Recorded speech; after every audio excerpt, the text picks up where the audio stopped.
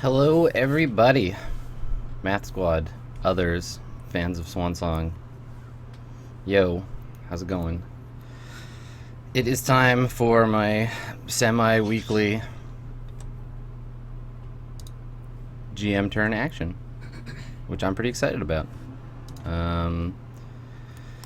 This week, I am going to be doing just faction turn stuff, so I mean, it probably won't take as long as it did last time. I'm really hoping we can get through all this stuff in about an hour so that you guys can all go and check out RollPlay R&D, which I think is starting at 2 Pacific. So, again, welcome. I've got some spreadsheets. I hope you like spreadsheets. And let's do this thing. I'm going to get through as much as I can in the hour we have, and if I get through all of it, then we'll do some Q&A at the end. So let's start off like we usually do. I'm gonna figure out who goes first, and then we'll go through there. So I've got a window open here, and I'm gonna roll the imaginary D11, and we got a 5. So on my faction tracker, a 5 is the Richardson Scientific Society. So you remember these guys are the science nerds that are on the Andonian system moon on Gunhild 8C. So in my new exciting spreadsheet, you can see that they have, currently they're at max health. They get their 2 income, so I'm going to give them their 2 credits, which is the first thing that we do. They are scavengers, so if something gets destroyed, they can scavenge. Assets and get fat creds for that. And their goal is to expand their influence, so they want to put a base on Andoni. So to do that, they're going to need to use their assets, and they're going to need to put together some guys that can go to Andoni. So I'm going to pop over to my asset tracker. I'm going to sort by owner. And we can see, here's Richardson Scientific right here, these 4. So they've got some lobbyists on Andoni already, which is cool. I don't think that they're ready to really start building anything on Andoni. So let's double check what these lobbyists do first of all. So they block government permission. Okay. All right. So maybe let's see what their options are. I'm gonna pop back over to the PDF. These guys, I'm not super clear on what they want. I think that they're just gonna kind of like hang back on the moon until they're ready. So let's see if they have another way to get FAC creds. Let's see. So actions during a turn. They can take 1 action on as many worlds as they wish. They're not gonna attack. They've only got 2, so they could buy assets.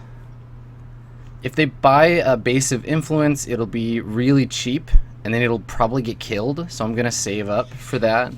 They can refit their assets. I could refit their lobbyists into armed forces. That doesn't seem in character for them. So, you know what, I might just hold off. And, yeah, these guys are just going to lay low, because I don't think anyone's coming after them. So I'll note here, turn 2 in February, no action. Okay, it's fine. They're not really that important. You know, we're waiting to see what happens with these guys. So next on the list, my faction tracker is the New Prophet. Okay, so these guys have a little bit more going on. They're a little sneakier, a little bit more sort of stealthy. They've got the Machiavellian tag, which means that if they make a cunning roll, they get an extra D10 on 1 attack, which is pretty cool. So I'm going to make a cunning attack with them because their goal is to perform an intelligence coup anyway. So let's go see where they have system assets, and let's see where they can attack a cunning asset. So, and yes, that is the sound of my new pet here. His name is Griffin. He's a parrot. We can talk about him later if you want. Okay. So where am I? New Prophet. New Prophet. Here we go. Okay. So they've got Union Toughs on Asa, which, you know, wealth versus force. I think I'm going to leave them. They've got a couple of guys. They've got their demagogue and their base of influence on Hoveda. Eventually, I'm going to want to move this demagogue because he's really strong. But maybe I'm going to leave him for now. And they've got local investments. So let's get them. Let's get them their money first of all. Don't want to forget that. So the New Prophet has an income of 5. They get 5 more, which brings them up to 10 fact creds. Let's buy them something to move that guy around. So I'm having a request to move the cam. Give me 1 sec. Oh yeah, I guess it is kind of in the way. Hey, okay, 1 sec. Let's pop over to the right. There we go. Okay, so they've got 10. Let's buy them something. So in the rules, purchasing an asset, they can buy 1 asset on their homeworld or another planet they have a base of influence. That's okay. I want to buy them something on Hoveda. They can either attack, defend, or grant their special benefits till the end of the next turn. They have to have a sufficient rating and a tech level sufficient to support it, and they can only buy 1. All right, so let's go do some shopping for the New Prophet. They've got 10 fact creds, and I'm gonna take a look at. They've got 6 cunning, 3 force, and 5 wealth. So I could buy them. Let's see what covert shipping does. They can move special forces. Okay, that's cool. And the demagogue is special forces. Okay, let's maybe buy them a new asset here. So I'm gonna bump this down, and we're gonna fill down New Prophet, and let's see, covert shipping. Covert shipping will cost them 8. Alright, so I'll pop back to my faction tracker. That brings them down to 2. And covert shipping. Covert shopping. And let's make a note of what they do. So I've started using these like input info fields, which is really cool, so I don't have to keep referring back for stuff that we already have. Now I don't think I have covert shipping yet, so I can't just copy it, so I'm going to copy from the rules. So covert shipping,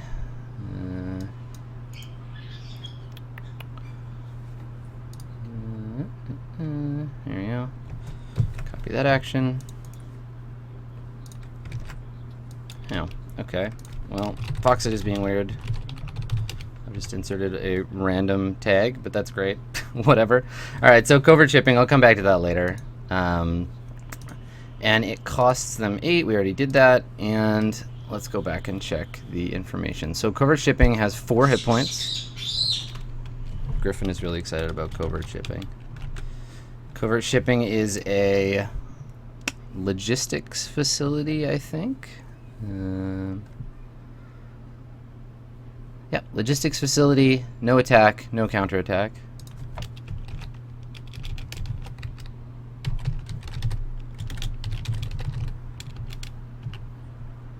Covert shipping, 4/4, logistics facility. Okay, none, and special. Okay. And this is in the same area as the demagogue, so it's 108 in the Franco system. Hoveda. Okay, so now the New Prophet has the ability to move its demagogue around in secret, so that's cool. That means that next turn I'm going to start using that covert shipping to move this demagogue towards a system where he can start making some impact on the settings. So I'm going to make a note here so I can add this to my news later. So buy asset. Covert shipping on Hoveda. Perfect. Okay. Cool. All right. So they've got some covert shipping there, and they are done. So next up is the Majid Mandarinate. So the Mandarins of Majid, they now have 6 faction credits. They are looking to do commercial expansion, so they need to destroy wealth assets. So the wealth assets on Majid, I think they actually have a target. So let's pop over to the exit tracker and let's look at what's on Majid right now.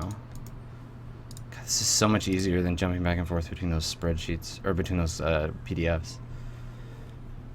Alright, so here's everybody in Majid.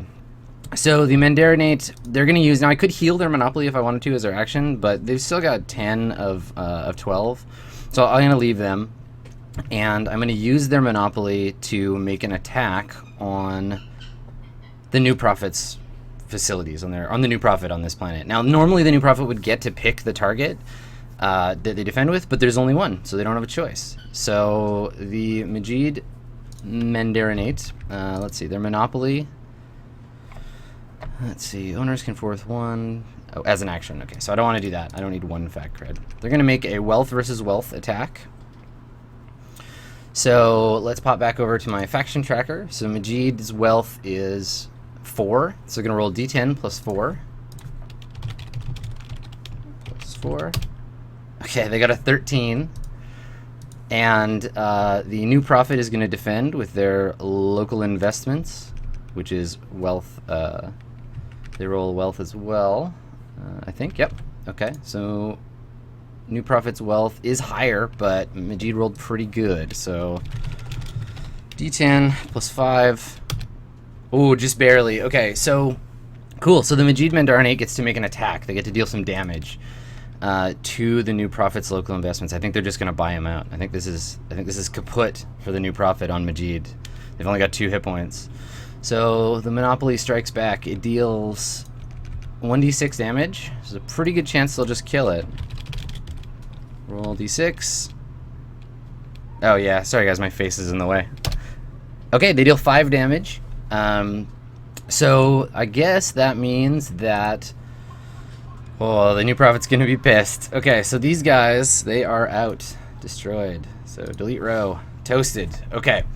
So if I go back to my faction turn, I'm going to track that the Majid Mandarinate attack, and this time, everybody making me move my face around. Alright guys, give me a second. Webcam, go ahead and move it to top. Okay, there we go. Everybody happy now? We good? Okay, so Space Jesus gets usurped by the Mandarinate, and so they attack Monopoly versus New Prophet, local investments, just like last time on Majid, but this time success, 5 damage. Okay, so they toasted him. So that means that they are moving closer to their goal, right? They have commercial expansion. They destroyed 1 wealth asset. So, cool. All right, so they're going to gain some XP pretty soon. Brilliant. Okay, moving on. So next faction up is, let's see, Onin Libre, everybody's new favorite. So, if you tuned in last time, the Onin Libre faction was pretty heavily embroiled in like all-out combat. They're at war with the royal family. Now, the advantage here is that Onin Libre gets to attack first, then the royal family will get to go. So Onin Libre, I'm going to want to use them to hit as hard as I can. So they get their credits. So that goes up to 4. They're warlike, which means on any force, once per turn on any force roll, they can roll an extra d10, which is nuts. And they want to seize the planet from the royal family. All pretty straightforward. They want to place a base of influence here. So they are, let's pop over to their assets here. And on Oninsa Libre has post-tech infantry, which I'm going to use. They're their military unit. I'm going to use them to attack the royal family.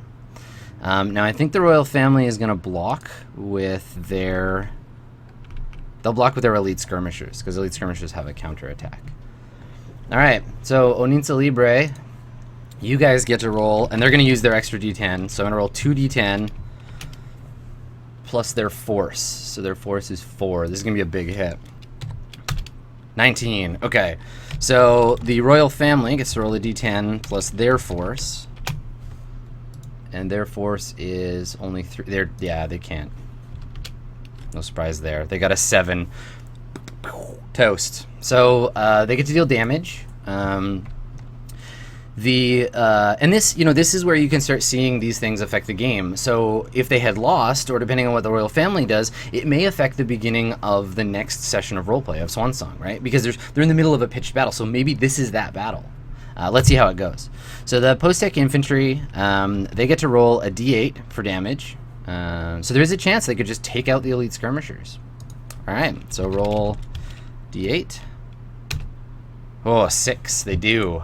That's crazy. Okay, all right, so Onin Libre completely wipes out that samurai squad that the royal family has on board. So I'm just going to delete them completely. Whew. Cool, all right, lots of stuff going on. So they attacked.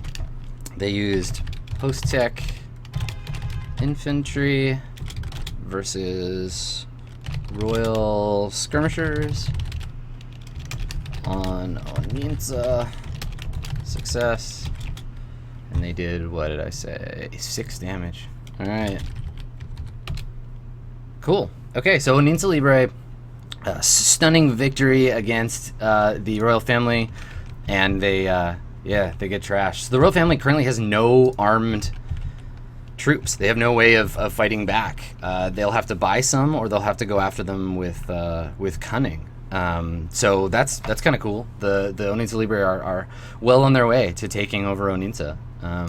Now they don't get any experience or anything for that because it's not part of their goal. But let's see what the royal family is going to do. So the royal family, they get their income of 2 + 1, so you get a 3, so up to 4 now. And their goal is to expand influence. So they want to expand their influence to Majid. So they're looking outward. I think, I think these guys are going to just take they're going to take their hits, and they're going to change their goal. So they have the option to do that. As a faction action, they can, I love saying that, faction action. So they gain their fat creds, and then they can choose to take an action, which I don't think I'm going to do, because instead, let's see. I remember reading something about changing your goal.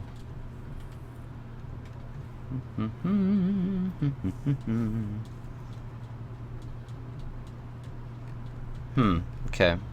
Well, basically, I know you don't get to take an action. I remember that much. And you don't get to, I think you don't get to keep your creds. Okay, so if anybody remembers that, feel free to correct me. But instead, I'm gonna write them a new goal, and I'm not gonna give them their creds, so they're back down to 1.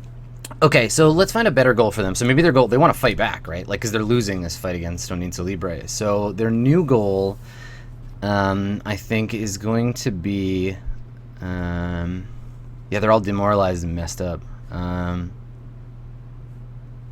see, blood the enemy. No, peaceful kingdom. Destroy. I'm gonna say destroy the foe. That's their new goal. Destroy the foe. Okay, so let's edit the info on this one. So they want to. So these info fields aren't perfect because they do that. Okay, destroy Onin Libre. And the difficulty is 1 plus the average of force, cunning, and wealth. Okay, math squad. Let's see. So 4, 5, 6, 7, 8 divided by 3. So 2 point. So I'm gonna say it's difficulty 3. Okay. All right. So the royal family wants to. Oops. Onin Libre. Difficulty 3. Okay. So now they're bent on vengeance. They got wiped out in this infantry battle, and that's how it goes. Okay. So sucks for the royal family. They are on the ropes. They're gonna need some help. Oh, look who it is. It's the Purity Initiative. They're a bunch of fanatics, anti-drug fanatics, and yeah, let's get them in action. So maybe we know they're in bed with the royal family. We saw that on my my little chart, my little layout. And oh yeah, destroy the foe should be 4 because it's 1 plus the average. There we go. Thanks, guys.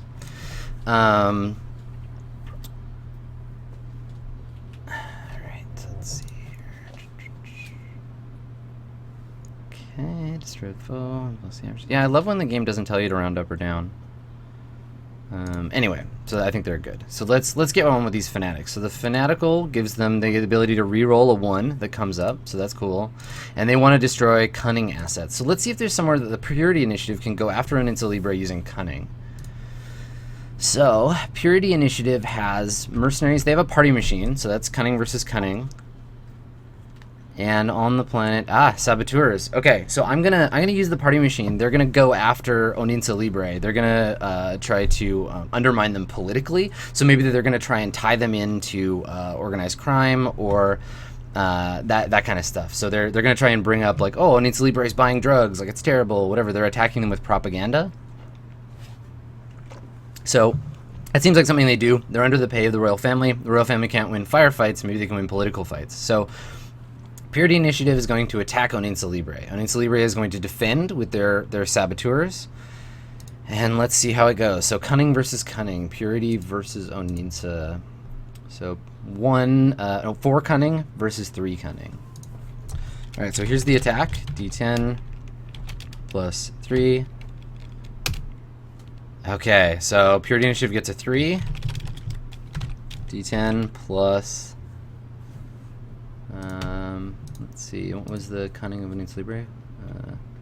Oh no, so it's 4 and 3. Okay, so this should actually be 7, and this is 10. Oh my god. Alright, so Purity fails. So the Purity Initiative try to go after Onin Libre. Onin Libre is flushed with this military victory. The people are all like, yay, we love them. We don't care about drugs. You're lying.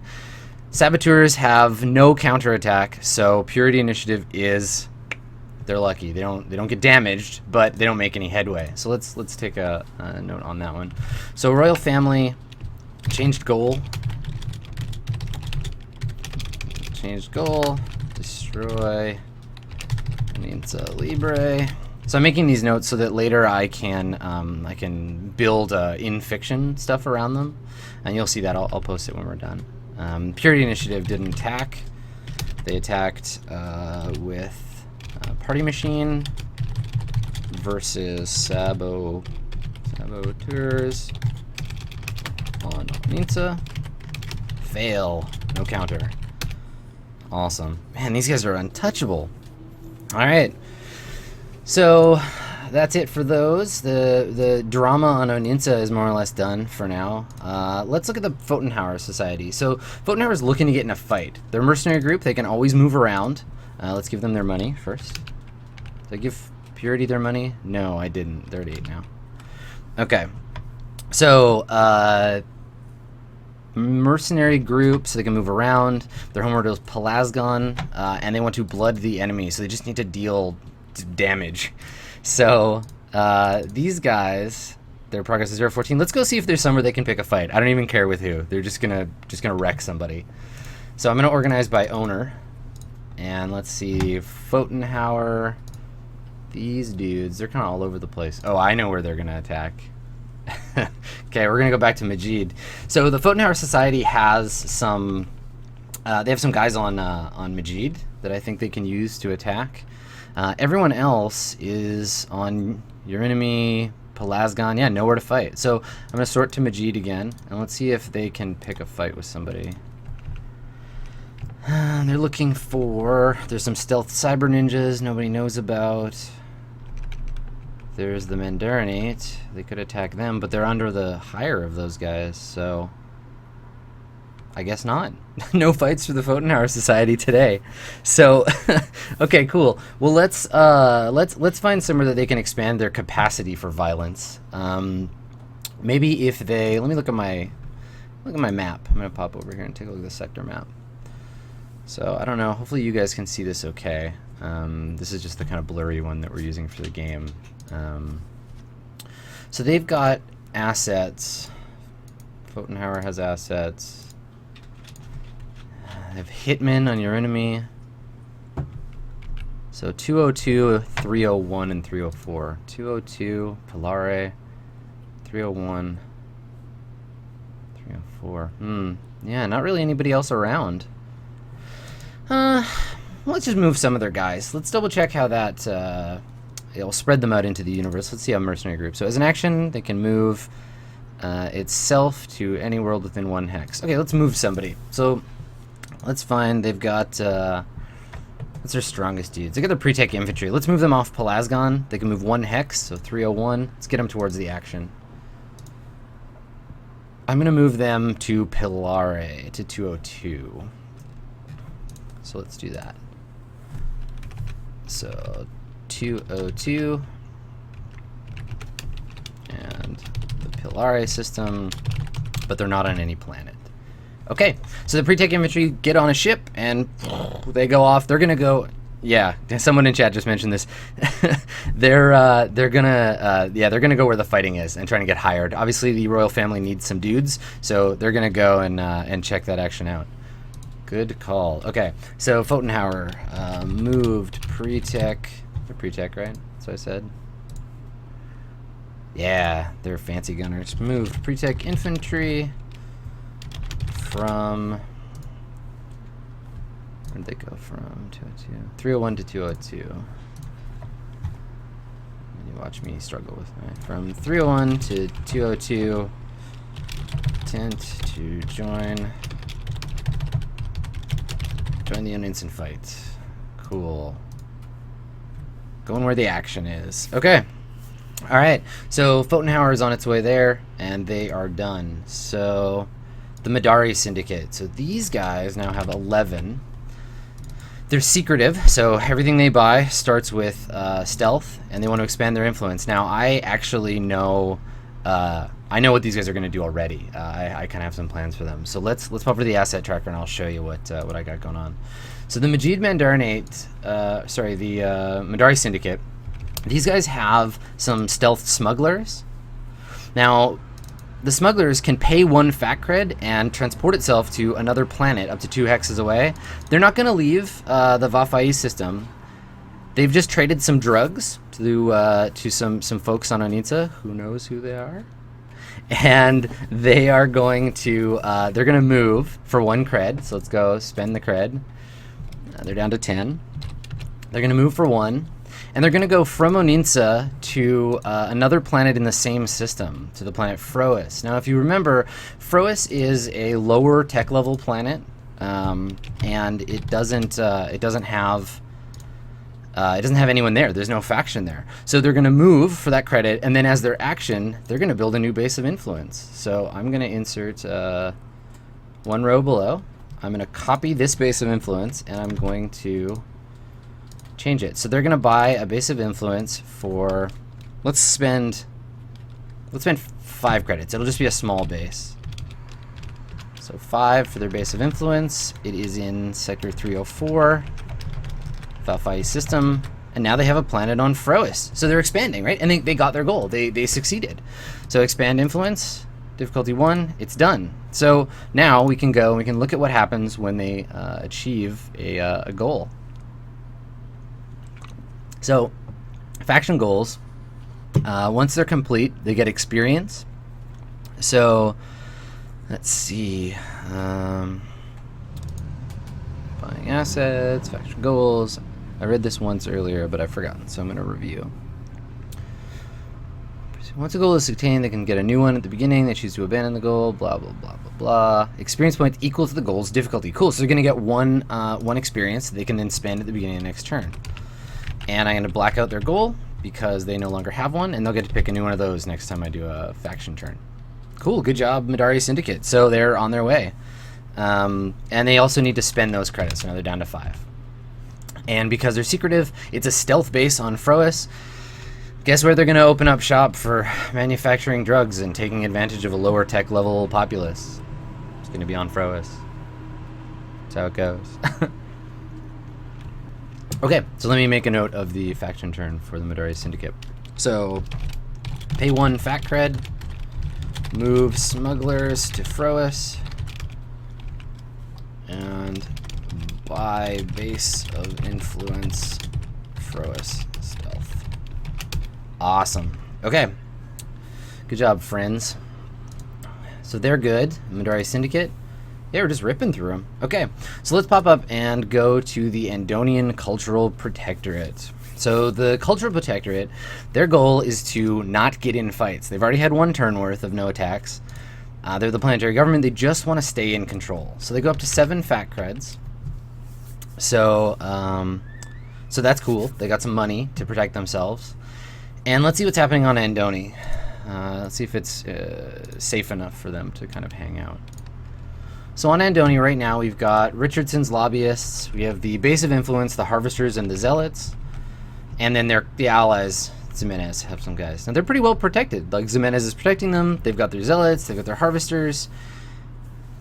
I'm just gonna run these harvesters again. I think these guys are actually turning out to be a pretty good government, right? Like they've paid a bunch of money to protect their planet. I mean they're dicks, right? But they're doing what they said they would. They're protecting Andoni from foreign influence. So, I mean, okay, cool. So they get roll a d6, and on a 4+, they get an extra fat cred. So I'm just gonna go and write operate harvesters. Same thing. It's a good year if you want to live on Andonian and have citizenship, I guess. Let's see. So roll a d6. 4 better. Okay, they get another credit. Nice. So they're decently well off. They got the money. Planetary government. They got Andoni on lock. Easy peasy. Okay. Good. Operated harvesters. So, next up is their good friends, the Zenez shipyards. So Zenez, they want to take control of Andoni. Now, they've got a deal with Andoni not to attack. It's a non-aggression pact. You know, they have some ships that are ostensibly working for the Andonian government, but their ultimate goal is to seize control of this planet. So, let's see how we can do that for them. Maybe they'll buy some new assets, stuff like that. So, Zenez. Let's go back over to them. They've got a base of influence, they have some local investments, and they have a strike fleet. Now, they're not going to start bombarding the planet. Oh yeah, thank you, Math Squad. 2 of 4. Okay, so... Oops, out of here. Okay.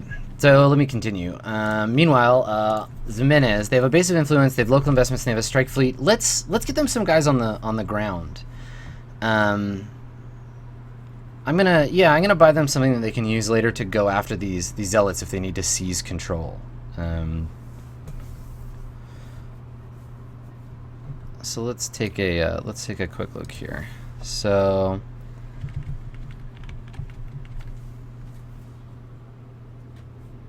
What can they get?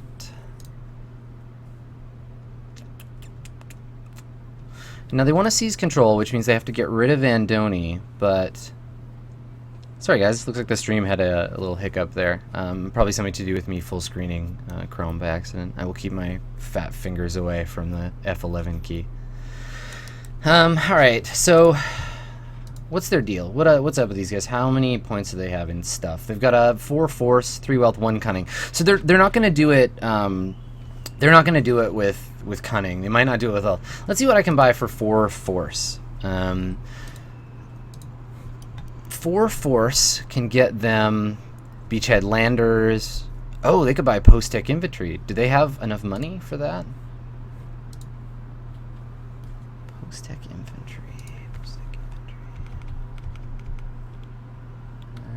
Yeah, they don't. Oh, so close. Sorry, Zenez. Okay, so maybe they're just going to save their money. They're going to be in a holding pattern. So I'm going to take no action for them. And once they can afford it, they're going to buy some land troops. And they're going to be able to drop on them. Okay, cool. I think, if I check back to my faction, we've only got 1 left to do. Yeah. Just Sunbeam. Oh yeah, Sunbeam's a good one. So they're not going to get to do anything this turn, but they do have plans. So you remember the last time they were moving their fleet?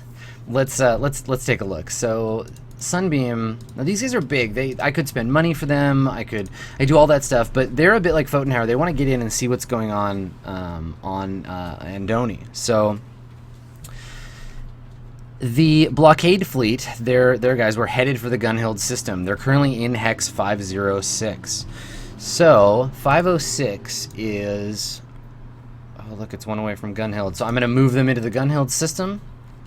I'm going to resolve this comment because it's done, and I'm going to take them straight to Andoni. Gunhild system 407 done. So this won't be such a big deal now, but very soon there's going to be some clash between Zenez and Sunbeam. Sunbeam's curious about whatever it is that that team found on Andoni, and look at all this money Sunbeam has. Okay, so no commercial expansion. The Space Cowboys have arrived. So I'll note on my faction turn, moved blockade fleet to Andoni. Okay, so let's do a quick review. So the Majid Mandarin, you can see in January they were attacked by the New Prophet, who are trying to undermine their monopoly. They counterattacked and completely wiped them out. So Space Jesus is going to be unhappy about that. The Onin Libre, they didn't exist in January really as a faction, but now they're strong enough, they matter enough that I included them in the game, and they came out punching. Their post-tech infantry wiped out the Royal Skirmishers on Onitsa, and they have no military defense any longer. So Onin Libre is going to be able to start bombing airports, blowing up cities, destroying highways, that kind of thing. It's going to get real messy real fast. They're attacking infrastructure and not troops, sort of civilian targets.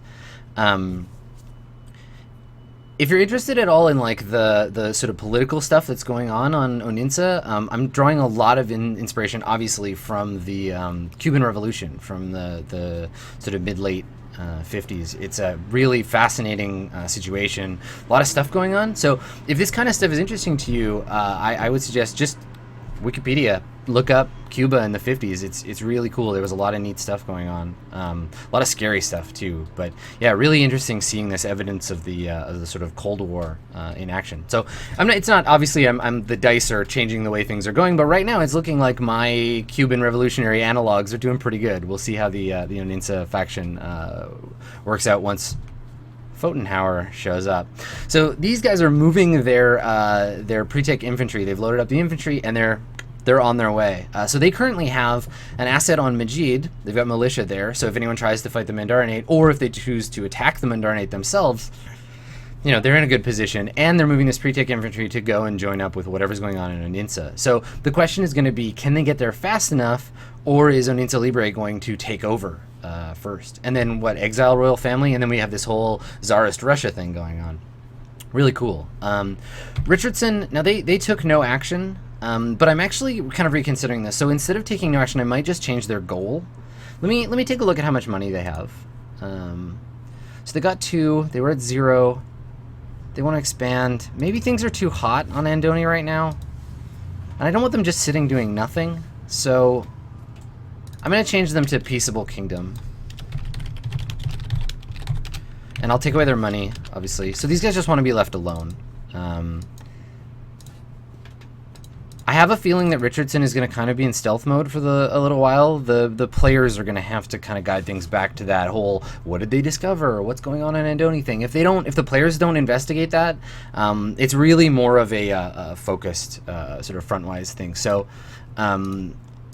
we may not see much action from these guys. If they go 3 or 4 turns without doing anything, I'm going to take them off the faction list. So let me just update this.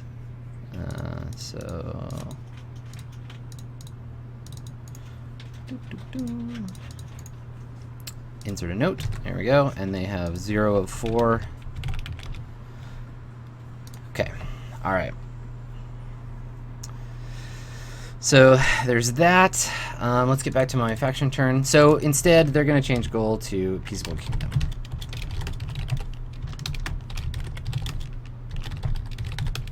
And one way that I can, if I'm interested, I can try and guide the players back to looking at these guys is I can put up some mission options, for example, and see. So like if Pi is indeed still on the ship, Maybe they go to Richardson to get some research, like how does the AI operate? What do the brakes look like? How does this work? So if they go and do that, then that's going to make the faction more important. What really matters is the stuff I'm doing now affects the universe the players are in, and the stuff the players do affect the universe that they're in. So it's all going to feed back and forth. Okay, so the royal family, they changed their goal to destroy Onin Libre. That's cool. It's a good plan. Sunbeam showed up in Andoni. The Andonians continue to feed their people. A good bunch of fascists. The Madari syndicate, ostensibly, I would argue that Madari syndicate, they did the best so far. I mean, they paid one fat cred to resolve their goal, right? And they get a new base on this backwater planet. This is probably something that the players won't learn about. I'm not going to talk about it in the news necessarily, but if they go to Fhow for whatever reason, yeah, Mr. Sicarian and Piani are going to find some of their drug smuggling enemies do have a base now on that planet. So that's kind of cool. Next up, I mean, they're going to build a lab. They're going to start manufacturing drugs. Like, they got to make up for the fact that the planet isn't so great and they don't have technical expertise. But yeah, the Madari syndicate, because of all their stealth, they're really kind of simmering in the background. The New Prophet bought covert shipping so that I can bring their big guns into play. They want to get that Space Jesus in action. The New Prophet, I think they're aggressively going to start targeting the Mandarinate because, you know, they worked out their stuff, and their local assets are gone, right? So they need to get back on Majid. The Purity Initiative attempted to make the Onin Libre faction look bad, but Onin Libre, untouchable this session. And then Zenez, they're on lock. They just need to keep their money and build up. They're plotting how they're going to get their supply. So this one too, this is another one that's going to be highly affected by the fiction, because I know what month the business deal expires. So once that happens, you can pretty much guarantee it's just going to be space barrage. They're going to try and seize control of their ships. Maybe Zenez has something going on in the background. So keep an eye on Zenez right now, especially with what happened last session. So while I call this is called the February faction turn, it's really all of the stuff that kind of happened during the previous few sessions. So some of it's already happened, some of it will continue to happen, yeah. So that's it for my business for the faction turn. I'm going to post obviously all of this stuff in fictional form on JP's subreddit, so reddit/r/itmejp, obviously, and I'll post the fiction. And also, because we're playing Swansong again tomorrow, I'm going to post new jobs as soon as possible, so you guys can vote on which job that you want the Swansong to take. Now, we're only going to have about 24 hours to do that voting, so keep an eye on JP's subreddit, hit it up, and I'll have that up within an hour.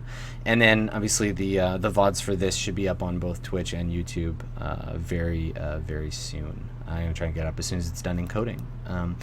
So I guess before we close it up, let's take it to questions. So, Math Squad, others, friends, what have you to say? Let's take a look. So, when is the next Swansong? Yeah, it's going to be just a little over 24 hours from now, so that's fun.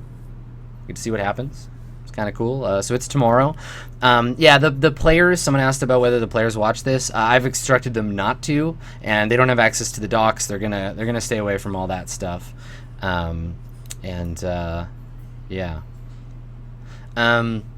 So somebody was asking, where did the name Pizza Party come from? So literally, like, it was just I really like the backwards kind of approach that ship naming is done in a lot of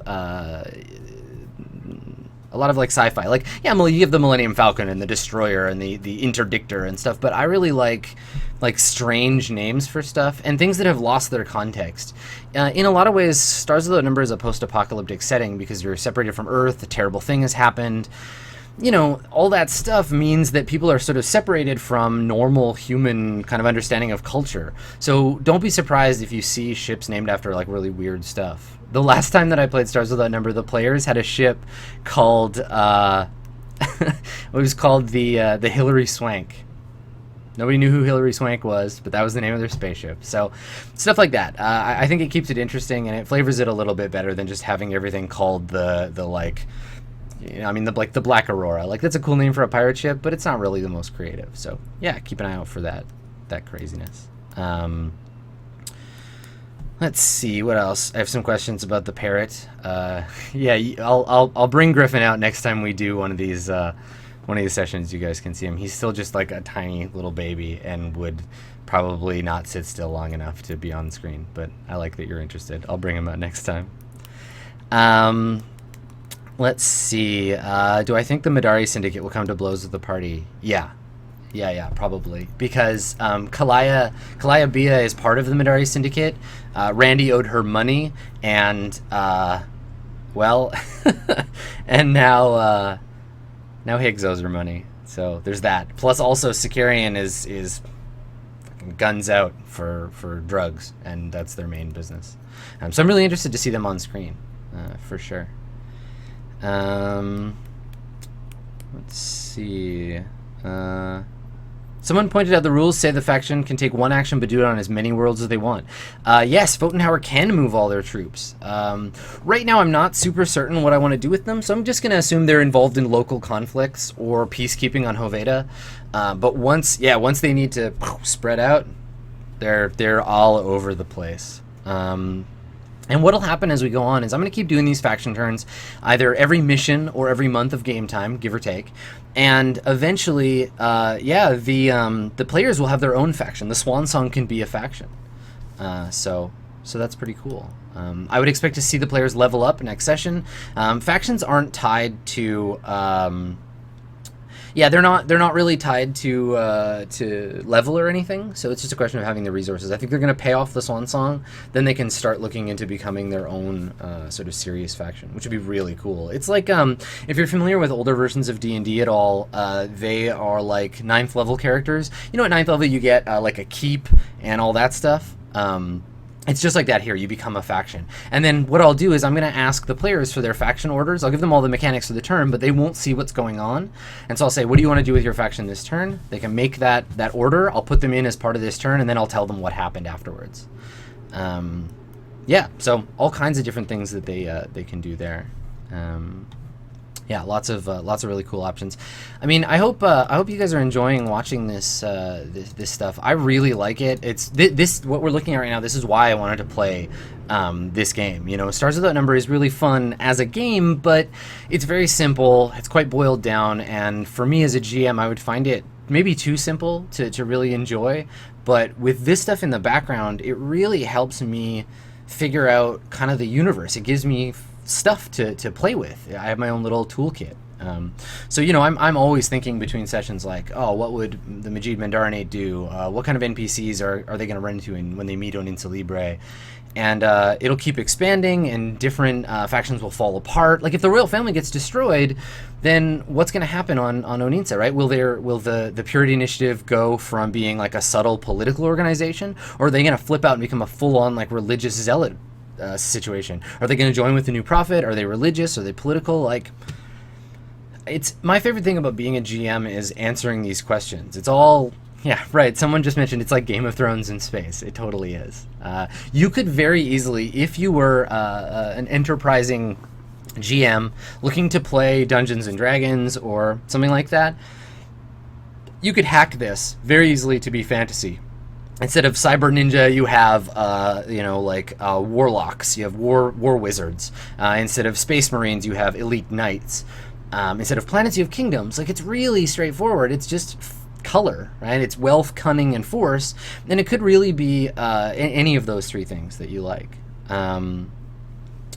So let's see. What does the royal family need to do to hire the mercenary faction? Fictionally, they just need to do it, right? It's like Majid already kind of owns a militia unit of the Photonhauer Society.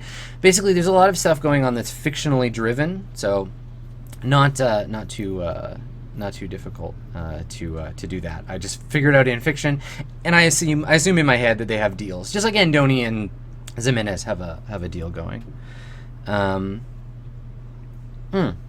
Right, yeah. AD&D had a system kind of like this, Kingdoms Without Number. It was called Birthright. It wasn't exactly the same, but yeah, similar kind of deal. Very cool. Some questions about High Beam becoming a faction. Yeah, I had originally planned on making High Beam a faction, but right now I just want them kind of in the background. I'll bring them in later if the PCs come into more direct conflict with them. But right now they're just kind of tooling around the universe, fucking shit up. Factions can use their XP to increase their stats, and the stats allow them to buy better resources or buy better assets, and better assets let them win fights. So they just get bigger. So yeah, that's cool. I'm going to introduce aliens maybe in the next session. Keep an eye out for the job postings. Wink, wink. Let's see. Yeah.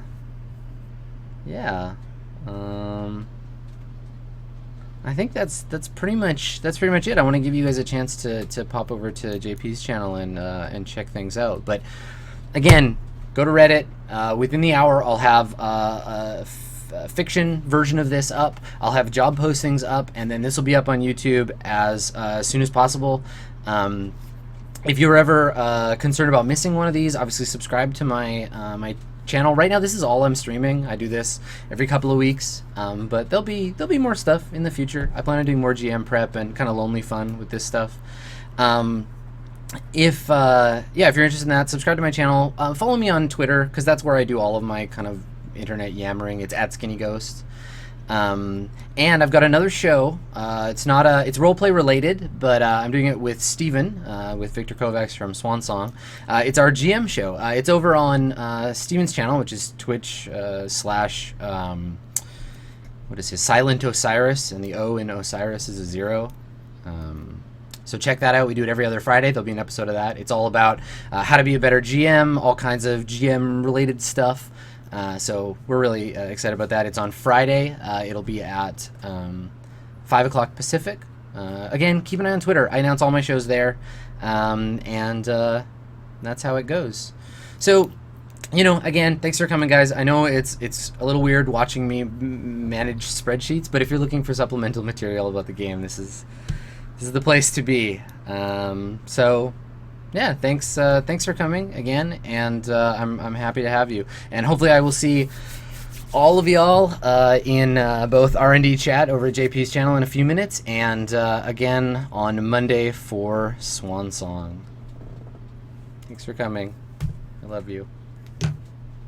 Bye, everybody.